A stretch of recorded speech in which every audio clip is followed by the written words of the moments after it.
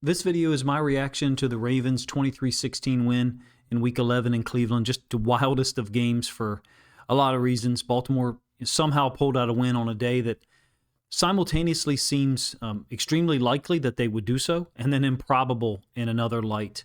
The Browns were more aggressive, I thought, for most of the day on both sides of the football. They pressured Lamar throughout what has to be one of his worst statistical games of this season. But we were, I don't want to say bailed out, but, bookended, punctuated a come-from-behind win. Perhaps the best play call that I've seen all year, the 4th and 1, the quarterback boot by Mark Andrews. On the same day when he sets the team record for receiving yards in franchise history, I should say, he finished what has to be described as a sloppy, frustrating, even disappointing win. 35-yard touchdown run in the fourth quarter helps the Ravens get to 5-5. I think stay one game behind the Steelers in the division. Lamar, let's get that out of the way, or at least start off talking about he's 14 of 25 for 193 yards passing, no touchdowns, pressured often, 2 interceptions, one of which Devin Bush returned to the house to put the Browns up 13-3. Find it really remarkable that Devin Bush is playing so well for the Browns because his career had really kind of petered out after leaving Pittsburgh. At that point in time, our offensive line was getting destroyed into the second quarter, mostly by Myles Garrett. We did have the one drive, I think, that bridged maybe the first and second quarter or mid to late first quarter where we're able to get something going and looked clean, looked effective. Mostly Myles Garrett, yes, statistically had the impact. 4 sacks, 5 quarterback hits. He did have a tackle for loss or a tackle right at the line on Derrick Henry on like a zone read play. I do want to talk about some of those zone read plays or option concepts. Either Lamar misread some of them, or the DNs are doing a great job of stepping up field, forcing a give read, and then collapsing back down inside, or they're just called gives. There's at least 5 or 6 of them from this game where the DN is unblocked. Lamar is meshing with the running back, giving it, and then the DN who he's reading makes the tackle. By definition, that's a misread. But again, I don't know what technique the Browns DNs were specifically using. Obviously, haven't had the time to look at it yet. Barely had the time to get this one done in order for halftime of the Lions game, of the Sunday night game. So interesting to me the way that Cleveland maybe played it, and then also the timing of when they chose to do those things. It makes me wonder if maybe they had some tells. Somehow Henry still finished with 103 yards on the ground, 18 carries. None of them was bigger, obviously, than that 59-yarder or maybe 57-yarder late in the third quarter. Unfortunately, he didn't get in, right? It ended up with us settling for another field goal. We had real trouble in the red zone today, clearly. That 59-yarder happened during a time period when Zach Orr's defense is absolutely balling. They made 3 stops in the third quarter, basically after Shedeur Sanders took over. Not that Dillon Gabriel was effective either. He certainly was not. I think that Gabriel was probably hurt with about just over a minute left in the second quarter. The Browns, interestingly, confusingly, called a zone read concept. He keeps it. Man, Kyle Hamilton, 2 other guys just swarm him. Hamilton strips him of the football, I guess, after the play is blown dead. Slammed him to the ground. It was pretty violent, if you ask me. It's the way the football should be played. Like I said, that was on like a 2nd and 5 with like a minute and 10 or a minute and 8 left in the second quarter. The very next snap, 2nd and 5, the very next snap was a 3rd and 5. That throw was on the out route to his right, and it was extremely low. It was low and wide. And if it was anyone other than Dillon Gabriel, I would say he was probably impacted by that hit, but that's pretty much what you would expect him to do. You see highlights of that at least 3, 4, 5 times a game. He did finish 7 of 10 for 68 yards. Extremely conservative play calling for the Browns in the first half while he was under center. 2 design plays, in my opinion, where he really doesn't have to read anything. He pretty much knows what's going to happen. One of them was the fake screen out in the flats, and then Tillman up the left seam. Another one, I believe, was to the right side for like an 8 or a 10-yard gain. It was really unusual to watch the play calling for Cleveland in the second half. When Sanders got in there, you would almost swear there was a different guy calling plays or a different team. A ton of shotgun pass plays, some 11 personnel, some 12. Different formations, almost a different offense completely. I have no idea what the Browns were thinking there. They kind of set their offense up. I don't want to say set Shedeur Sanders up to fail, but they did not, in my opinion, put their offense in position to continue the things that had allowed them to safeguard the offense in the first half and allow us to make mistakes. Of course, the true critical mistakes, right? You have the fumbled punt by Wester, number one, and then the interception, the pick six by Devin Bush that I already talked about. To me, they seemed to betray their style there in the third quarter once Sanders came in. Is he a better thrower of their football than Dillon Gabriel? By far. It's not even close. There's no question who throws the football better, who can read defenses better at this point in time at least. But the fact that they went so drastically in the other direction, it clearly did not work. They went, I think Sanders goes 4 of 16 passing, or 5, there it is on your screen right there, 4 of 16 passing. The interception by Wiggins, who I thought played really well today compared to the last 2 weeks. I'm talking about down in Miami and then out in Minnesota last week's win. The All-22 film will obviously give us a better idea there, but Sanders, we could tell watching it live, he was overwhelmed for the most part today. He did have that 25-yarder to Fanning late in the fourth quarter to get them down close with a chance to tie after Mark Andrews' touchdown had put us ahead. Defensively for the Ravens, Awuzie played a spectacular game in my opinion. I think he had 2 passes defensed in the final sequence, the final drive there for Cleveland, one of which was in the end zone. Number 84, the receiver, I don't even know who that is, and Awuzie kind of tears the ball out. We were bringing pressure on every snap, or threatening it, I should say, on every play against Sanders, and he was struggling with it. That was clear. Their offensive line was a part of that dynamic. I think their offensive line looked, at times, just as bad as ours does. I don't know about you, but I get the feeling that if Gabriel had stayed in, A, the play calling is probably different for Cleveland because they don't trust him to be able to make some of the throws that they tried to get Sanders to throw down the field, and B, if they did stay with the same play calls they used for Sanders, basically throwing 16 times in one half, he's probably throwing us more than one interception. Just a weird dynamic, man, for me to watch 2 drastically different play call styles. I don't know about you. I remember Browns fans saying that in the preseason and kind of scoffing at it or thinking to myself, okay, that you might be reading too much into it because you like Sanders more than Gabriel or you like Gabriel more than Sanders or whatever the case may be. After watching it today, I have to reflect back on that and think some of those people might have been correct. In any case, on the final 4th and 5, a clean win by Draymond Jones against Wyatt Teller, the right guard. He pressures Sanders on that 4th and 5, and that was after, I think, at least 1 PD from Awuzie, maybe 2 in a row. Jones basically jumps the snap. And then Wyatt Teller's like complaining during the play. I think Teller actually tries to hold for a moment and realizes that he got beat so bad he's not going to be able to. He's actually like opening his arms complaining. I don't know what the heck he's complaining about. You just got beat. It was a great play by Draymond Jones. That disrupted Sanders.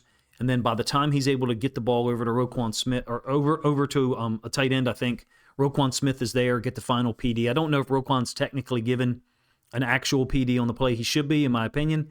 And we get our 3rd consecutive road win. Getting to 5-5 has certainly not been easy. And today it wasn't pretty, and it really wasn't fun to watch as a fan. The defense, however, has a lot to be proud of. They gave up 16 points today. Of course, one of them was the pick six, so that's not attributed to our defense at all. And then the other, the short field after the messed up punt, the fumble by LaJohntay Wester. Now, officially, we've given up 74 points in the last 5 games, basically since Kyle Hamilton moved to the nickel position. It's a great run from those guys. Albeit we have to say this is a broken offensive system for Cleveland. I don't know how to say it, but I would hope the Cleveland media is asking questions about what is our system and why did things look so different in the second half versus the first half, meaning very pass-oriented in the second half. Of course, they were trying to come back at one point. And, Sanders didn't react well, but credit to Zach Orr's defense. They put pressure on him in terms of post-snap reads and processing. This is really what it could have looked like throughout the game if we were able to get ahead, if we were able to stop the run particularly early. Cleveland had, I think, the second possession where they were able to run the football well. Other than that, we did a great job. Gabriel showed no ability to do, really anything. Neither did Sanders, for that matter. He did have the one big throw to Fanning, and then I think he converted a 3rd and 10 to Judy. Judy only had 3 catches on the day. All told, Zach Orr's defense holds Cleveland to 187 yards of offense. It's almost comical to think about. 3.5 yards per play. Awuzie played incredible. Wiggins, to me, looked more active, more connected, more spry. He did have the 1 interception.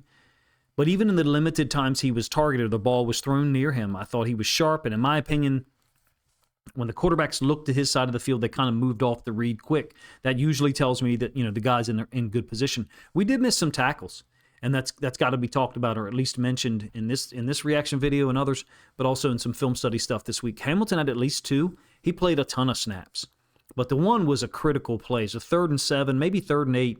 The completion from Sanders to Judy, like I said, maybe it was 3rd and 10. Interestingly, Judy only had 3 catches for 21 yards. It's worth noting that in 2 games against the Ravens this year, he has 7 catches for 72 yards. I remember, some of the things he said this year, first of all. But second, the outcry that was there from some of, the Ravens fan base to pick that guy up. I'm glad we didn't. To me, he looks like he might be a solid number 3 receiver on most teams.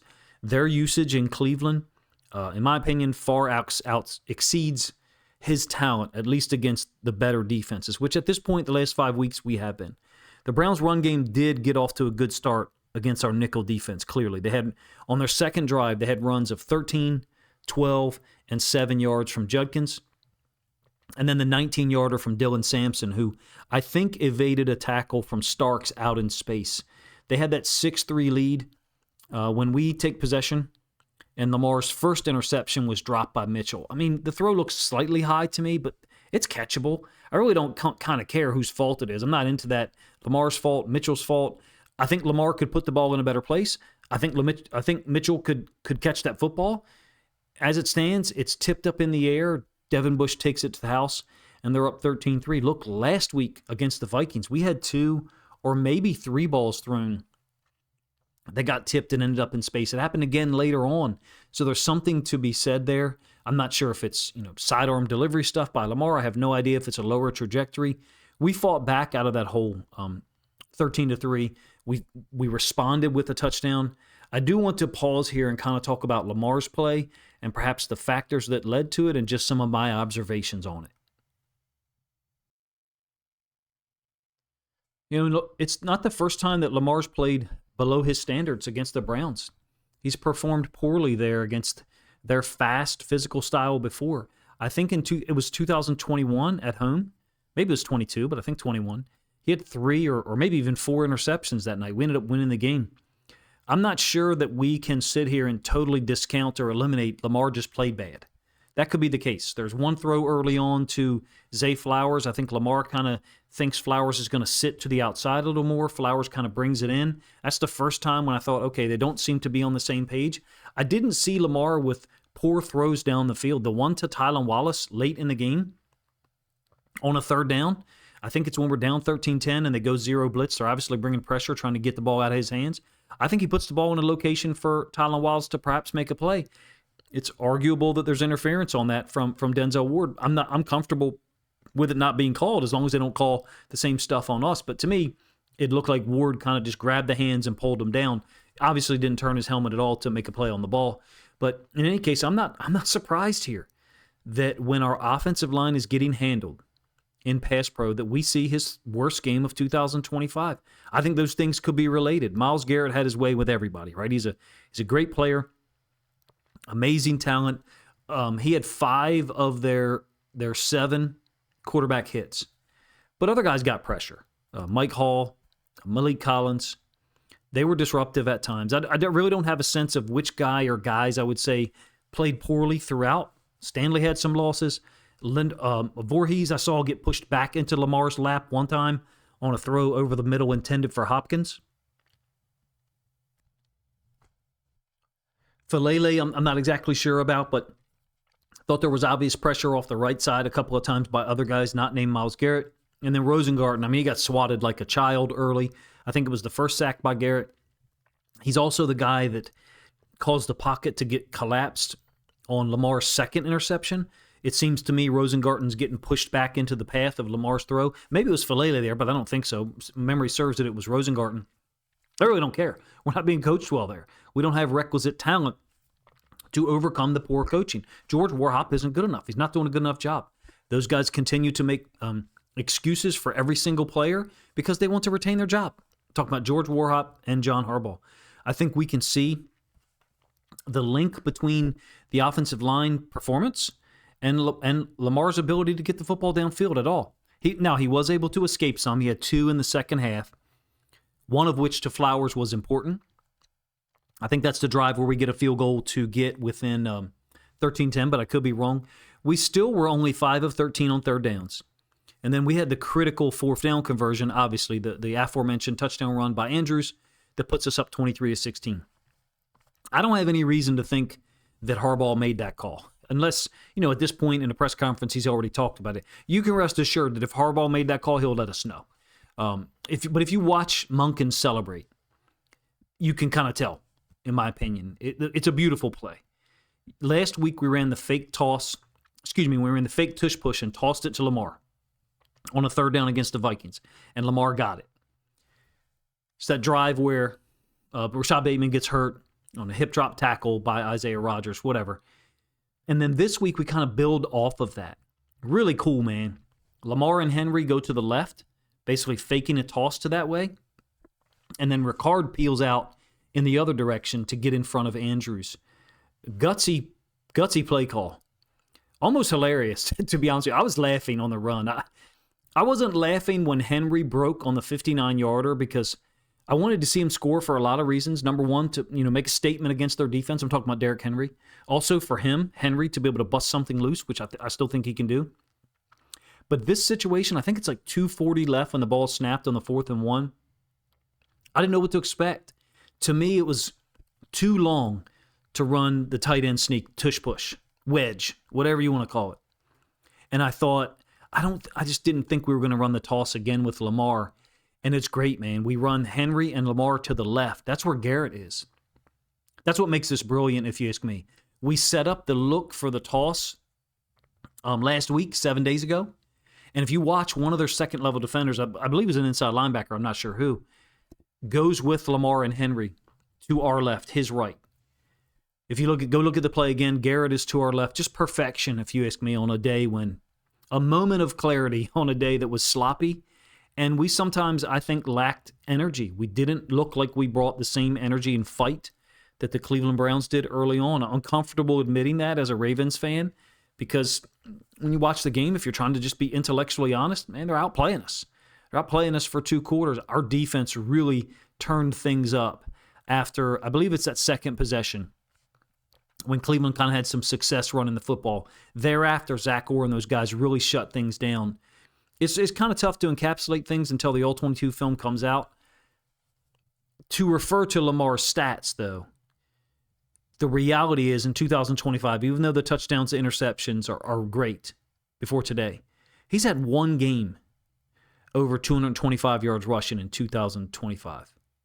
That's 288 yards, I believe, against the Lions in a loss. Some of that was late in the game after we're already down and it's pretty much over.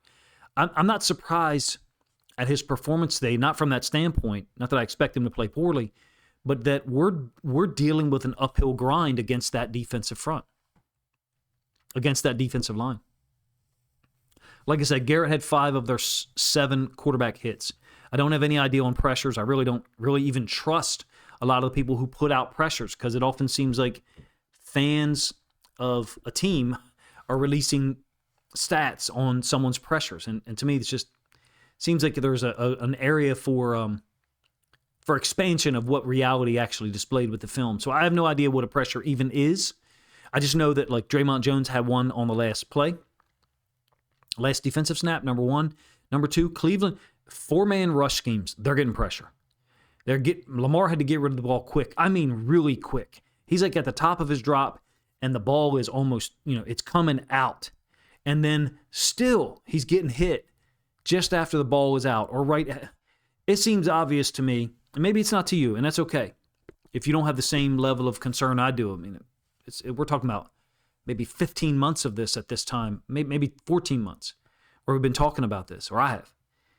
If we face a defense that can play at a really high level coverage-wise and pass rush, we're in trouble. We're in trouble on offense. We just are. Things are not going to look consistently dominant. Thankfully, our defense is playing the best brand that it has really in the last 2 years. I know that we had that really nice stretch late in 2024. In my opinion, we've upgraded the talent level. Awuzie was targeted a lot here today. Man, he stood tall. I don't know how many completions were against him, but it wasn't much. Urban and Van Noy made some spectacular plays. Van Noy had the sack against the right tackle. Clean win. Also took out the left tackle on that play. Urban eventually beats the same left tackle on that drive. Draymond Jones, that 4th and 5 is an amazing play. And you have to talk about Kyle Hamilton if you want to encapsulate this defense at all from today. He gutted it out. Clearly hurt. I thought he got hurt twice. Stayed on the field. I think he's still on the field on that 4th and 5. And there's just some guys that are not going to come off the field in those situations. Non-football people are not going to like this. But the first thing that came to my mind when it's 3rd and 5 and he's obviously hurt is you got to put him on the side where his healthy arm is. It looked to me like he was dragging the right arm. So to me, the next play, he's got to be on our right side so he can take on blocks with his left arm and blitz him. Because I just didn't think he was coming off the field. And I understand that some of you will be like, Coach, how can you even put that together? We've done that before. There's some people who are not coming out of the game. They're just built like that. And look at what he did. Hamilton's one of them. He had 9 tackles, 1 sack, 2 TFLs. No, I think he had 3 TFLs, actually, 2 PDs. He's a warrior. He is an all-time Ravens player when it's all said and done. A lot of guys made plays today. Hamilton, to me, kind of stuck out, especially there late, even though he wasn't targeted. And that I didn't think he was coming off field. Maybe I'm wrong. Maybe he was off the field on that 4th and 5, but I thought he was up to the top side of the screen. A couple of other guys. Buchanan had a really nice play on a design screen in the 3rd quarter. It was nearly a fumble. The defense was like swarming at that time. Roquan had the penultimate or the ultimate, PD on the 4th and 5. He should be credited with the PD. I don't know if he actually was. Look, our defense, the first 5 possessions of the second half, when Sanders is in the game, you're talking about 5 possessions, 20 plays for Cleveland, a net of 4 yards. We were totally dominating them in that stretch. A couple of guys in the Discord are like, we're going to win this game. We're going to be able to win this game. Most of us are like, man, we look like dog shit. And we really did on offense, trying to deal with their pressure. But credit Zach Orr, Kyle Hamilton, all of those guys on defense for just being a rock. And then finally, after our 5th stop, we get the real short field, I believe. Poor punt by the Browns punter.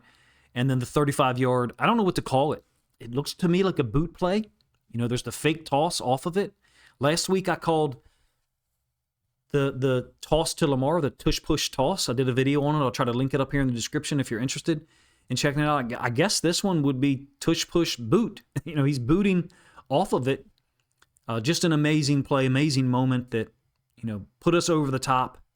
They had that last chance, right? Sanders, the 25-yard toss to Fanning. I think it's on a 1st down. Otherwise, we held Fanning in check, man. 2 catches overall, 26 yards total. The 3rd down conversion to Judy is definitely disappointing. He gets away from Awuzie. Gilman, a really poor attempt at a tackle, and then Hamilton misses one as well. Maybe Hamilton was already hurt by that point. Judy, goes out of bounds with 1:51 remaining. I don't know about you, but at that point I'm like, okay, is our defense starting to tire? Because they've been on the field a lot. They've been playing great. Nope. Still bringing blitz pressure, or at least threatening it. Awuzie had 1 PD, maybe 2 in that last sequence. Certainly 1 in the end zone that was kind of scary. It looked to me like Sanders put the ball in a good spot for the receiver to make a play on it. And Awuzie just got his left hand in there and kind of realized late, I've got the ball, let me rip it out. One thing to talk about for me, 2 things, I guess, is Draymond Jones, however many snaps he played, he's explosive on that 4th and 5 in the game's 60th minute. That's a rare trait. Maybe he only played 25 snaps. I don't think so. To me, it looked like he played 30, 32, maybe 34, but I could be wrong there. I think that's a great acquisition, Draymond Jones, a guy who can make plays, guy who can move around and pass rush, but in the 60th minute of the game, He gets a clean win against their right guard. Yay, jump the snap to do it. That's just smart veteran play. I think that's a great trade, and the one of Gilman as well. Now, I do have to say, and I think you probably know where this is headed, we made 2 trades here to pick up defensive starters. We also picked up Carl Lawson for the practice squad. He has yet to appear. Nothing to address offensive line. Nothing. We are deeply flawed on offense because of that offensive line. The lack of options, lack of technical prowess with certain things, particularly the same stunt that's given us trouble. Man, it gave us trouble back in week 1 and 2 last year against the Chiefs and the Raiders. We may have to be a more conservative offense. I know there's a lot of people who don't like that. We can't sit in the shotgun against the best defenses and pass pro with 5 unless we're going to chip release with a 6th guy and maybe even 7. That's just reality. I think that should be pretty obvious to you by week 11 at this point. Let's review some of the first half. Very frustrating to be losing to Dylan Gabriel. These are literally my notes from the half, reading them out. I think he's the most limited quarterback we faced in 2025. We were down 16-10. We did have 10 first downs, mostly on our 1 touchdown drive. Lamar at that point had been sacked 3 times by Garrett, pressured on at least 3 others, but mostly just 4-man rush schemes. Now, the Browns did bring a 6-man stunt one time on our drive to get a field goal. Lamar just quickly recognized the opening up the middle, took off, and converted it. He was 6 of 12 in the first half. Lamar, 104 yards, the interception that Bush took back to the house. We were fortunate, in my opinion, to be facing Dylan Gabriel in the first half and then Shedeur Sanders in the third and the fourth quarters. Otherwise, with the turnovers we had early, the game could have been out of reach or could have been a higher mountain to climb, I guess I should say. We did outgain them in the first half, 147 to 123. And then for the game, I think we outgained them 351 to 187. So that differential is obvious. That differential obviously indicates we have the ability, to beat them by a larger margin than they do for us. Gabriel, like I said, 7 of 10 passing, 68 yards. 2 of those were design plays. I'm not giving him credit. He still had to make the throw, but he didn't have to read anything. Judkins had some good moments, right?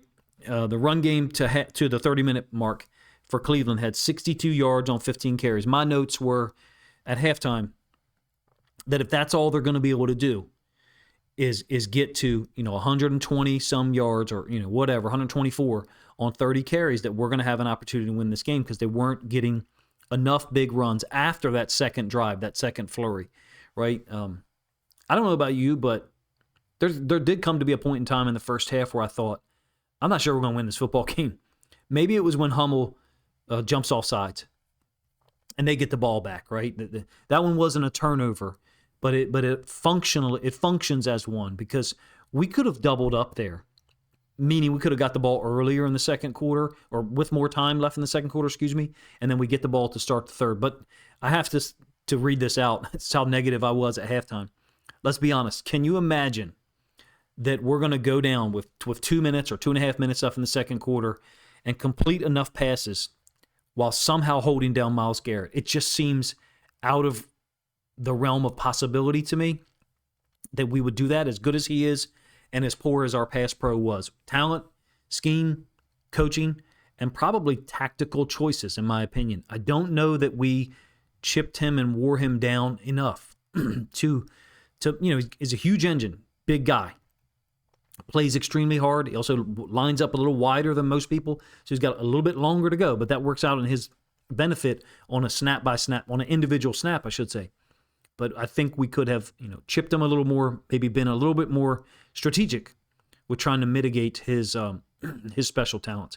Cleveland at the half had 4.7 yards per play, and they were 0 of 6 on third downs.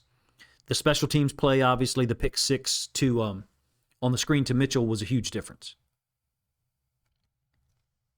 Having said that, I do want to comment on something that just irked me, because at this point, I have very little faith in Harbaugh and others who are making decisions for this team that are going to help us get closer to a Super Bowl. We're so far from it. It really even should be obvious to everyone. We shouldn't even mention those 2 words together with this team. The sideline reporter asked Harbaugh at the half, about the sacks on Lamar. 3 sacks by Garrett. Protection schemes were even mentioned. Maybe that bothered him or, hit a nerve. And then all he talks about is the turnovers and the extra possessions we gave him. Sure, John. Yeah, it's obvious. Yes, those impacted the game. But you get to coach those guys too. You can coach the punt returners if you want. You can deal with the guys on special teams. 2 of those plays are on special teams. The offsides by Hummel, he's a veteran. Wester's obviously a rookie. As the head coach, you can walk around and coach any of those guys. This was like Ben Stiller dodgeball type stuff, if you ask me. Him avoiding the question there. And it annoyed me as a fan, not as an analyst trying to talk about the game, because it was like there's no concern about the offensive line at all. And I think that's because this is his mess, one that he's created and one that we as fans have got to watch and tolerate for at least the next 7 or 8 weeks. I would love to be wrong. I would love for us to turn around by the playoffs and have a functioning offensive line unit that consistently opens lanes for Derrick Henry and Keaton Mitchell. Well, if it's doing that for Keaton Mitchell, he's gone. Like that play today to Henry, he's out of there. And then can give Lamar Jackson time. It's just very difficult to envision that right now after what we witnessed today. In any case, perhaps it didn't annoy you as much as it did me. I would like to see some level of honesty from John Harbaugh and admitting that, we have things that we've got to try to deal with or mitigate or fix during the course of a game and a season, and so far he's got no inclination to do that, in my opinion. In any case, this is my reaction video to the Ravens' 23-16 win over the Browns, one that gets us to 5-5, but still kind of gave me a headache trying to tolerate it and deal with it. If you guys enjoyed it, first of all, please let me know in the comment section. Finally, if you think other Ravens fans would enjoy this reaction video to our 4th straight win, getting our record to 500, then please consider grabbing a link to this video, sharing it out on social media to help this content get more reach.